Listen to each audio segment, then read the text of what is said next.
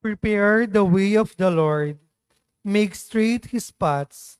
All flesh shall see the salvation of God.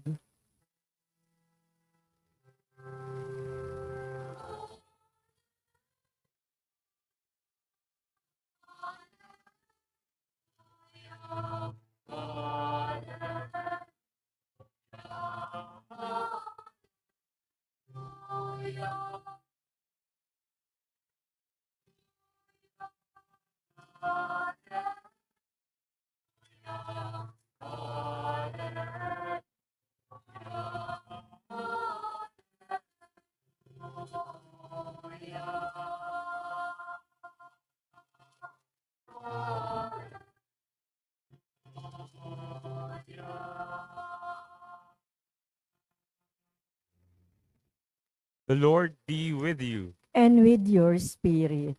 A reading from the Holy Gospel according to Matthew. Glory to you, O Lord. John the Baptist appeared preaching in the desert of Judea and saying, "Repent, for the kingdom of heaven is at hand." It was of him that the prophet Isaiah had spoken when he said, "A voice of one crying out in the desert, prepare the way of the Lord, make straight his paths." John wore clothing made of camel's hair and had a leather belt around his waist. His food was locust and wild honey. At that time, Jerusalem, all Judea, and the whole region around the Jordan were going out to him and were being baptized by him in the Jordan River as they acknowledged their sins. When he saw many of the Pharisees and Sadducees coming to his baptism, he said to them, "You brood of vipers, who warned you to flee from the coming wrath? Produce good fruit as evidence of your repentance, and do not presume to say to yourselves, 'We have Abraham as our father.' For I tell you, God can raise up children to Abraham from these stones. Even now the axe lies at the root of the trees. Therefore every tree that does not bear good fruit will be cut down and thrown into the fire. I am baptizing you with water for repentance, but the one who is coming after me is mightier than I. I am not worthy to carry his sandals. He will baptize you with the Holy Spirit and fire. His winnowing fan is in his hand. He will clear his threshing floor and gather his wheat into his barn, but the chaff he will burn with unquenchable fire." Dear brothers and sisters, the gospel of the Lord. Praise to you, Lord Jesus Christ. Dear brothers and sisters, good morning po. We are now in the second Sunday of Advent, and last night po we were able to um, light the second candle of Advent, which we call the candle of peace. But it seems in the gospel, John the Baptist, the cousin of Jesus, is not bringing a message of peace, but that of wrath. But let us examine what he said. No? His message for us all is very fitting and very timely for our celebration of Advent.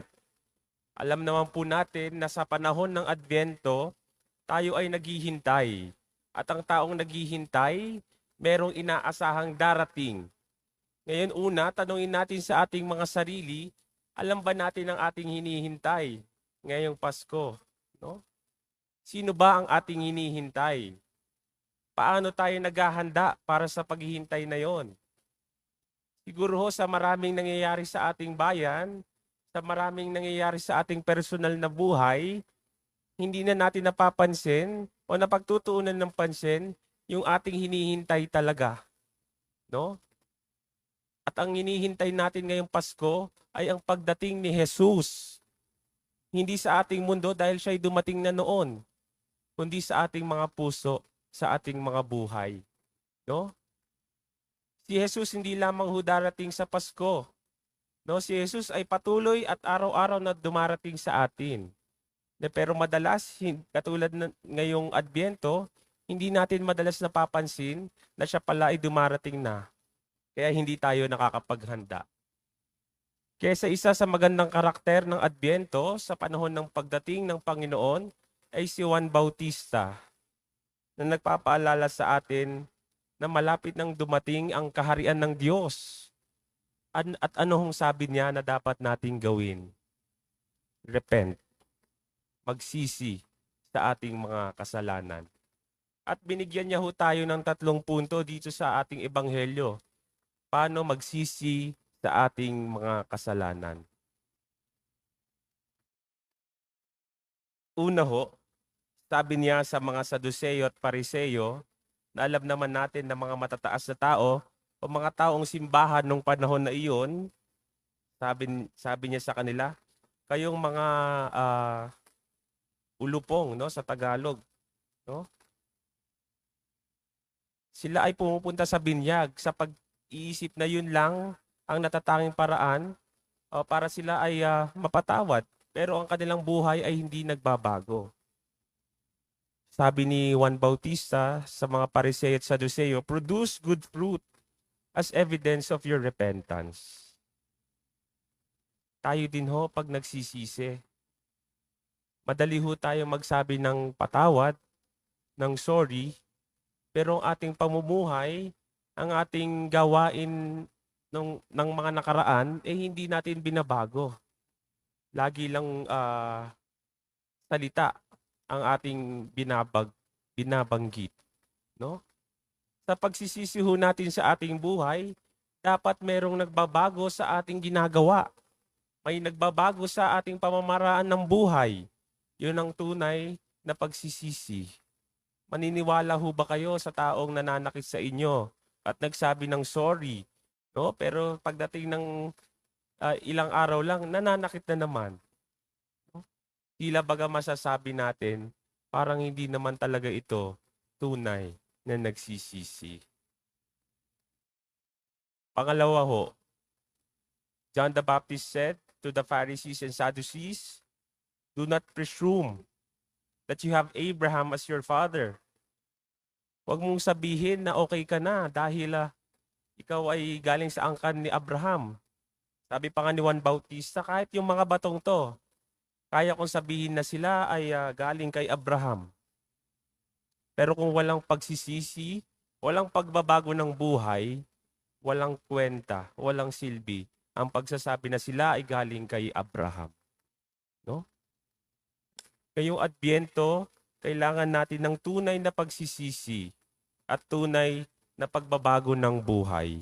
Yan ang mensahe ng Adbyento. At isa sa partikular na pwede nating gawin ay pumunta sa sakramento ng kumpisal. No? Kaya mapapansin natin ang kulay na aming suot ni Father Marbs ay kulay violet. No? Na nakikita din natin sinusuot sa tuwing panahon ng Kwaresma. Ang Kwaresma ay ang karakter ng Kwaresma ay panahon din ng pagsisisi, pagtalikod sa hindi magandang buhay, pagbabago ng buhay. May ganun din hong aspeto ang Adbyento. No? Sabi ni Juan Bautista, prepare the way of the Lord. Prepare the way that the Lord will be walking on. No? At ang Panginoon ay pupunta sa ating puso. Prepare your hearts. Prepare your soul. No? And what a better way to prepare than to make our soul, our hearts clean. Clean from our sins.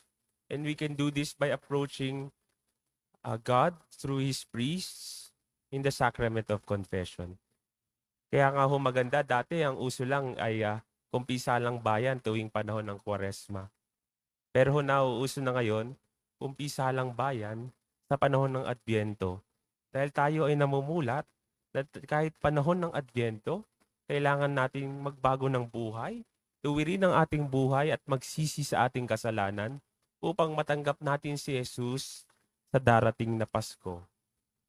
Panghuling punto ho, Huwag ho tayong gagaya sa mga Pariseo at Saduseyo na magiging hadlang para ang iba ay makapagsisi at makapagbago ng buhay.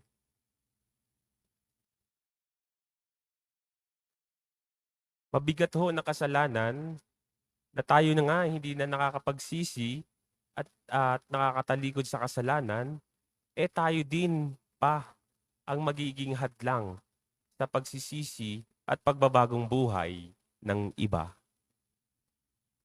At madalas ho, tayo hong akala natin marunong na at palasimba na, baka tayo pa ho ang nagiging hadlang sa pagsisisi ng iba. Kung hindi sa atin nakikita ng ating mga kamag-anak, ng ating mga kaibigan, na alam na nagsisimba tayo lagi, na tayo ay tunay na nagsisisi at kaya nating magbago ng buhay, baka nahahadlangan natin sila tungo sa pagbabago ng buhay. Mga kapatid, ngayong ikalawang linggo ng Adbyento, inahanyayahan tayo ni Juan Bautista na maghanda at alamin kung sino nga ba ang ating hinihintay na dumating ngayong Pasko. Ang hinihintay nating dumating ay si Kristo na ating Panginoon. Dapat lamang na paghandaan natin ang kanyang pagdating tulad ng pagdating ng mga espesyal na bisita sa ating bahay. At ang pinakamagandang preparation na ating magagawa sa kanyang pagdating ay ang pagsisisi at paghingi ng tawad, lalong-lalo na sa sakramento ng kumpisal. Dear friend, Advent is not just about preparing for Christmas. It is about preparing for Christ, who comes as judge, as shepherd, and as our King. Amen.